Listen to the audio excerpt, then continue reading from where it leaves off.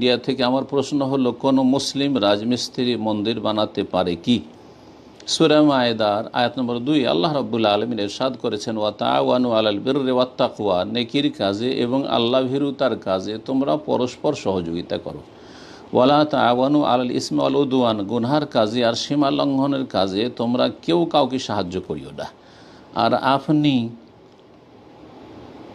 মন্দির তৈরি করে দেবেন, অথবা গির্জা তৈরি করে দেবেন, আপনি গুরুদুয়ারা তৈরি করে দেবেন, অথবা আপনি মাজার তৈরি করে দেবেন, শিরক বিদআতের আস্থানা তৈরি করে দেবেন, এটা হচ্ছে গুনহার কাজে, সীমা লঙ্ঘনের কাজে। আর শিরক কুফরির চাইতে বড় সীমা লঙ্ঘন আর কি হতে পারে?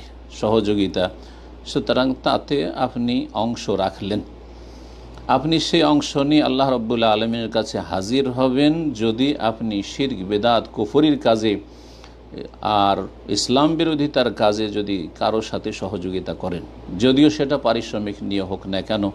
আল্লাহ রাব্বুল আলামিন যেন বুঝার তৌফিক দান করেন এবং এই সমস্ত হারাম রিজিক থেকে এবং গুমরাহি থেকে মুসলিম জাতিকে বেঁচে থাকার তৌফিক দান করেন, তার আগে দ্বীনের সঠিক জ্ঞান দান করেন।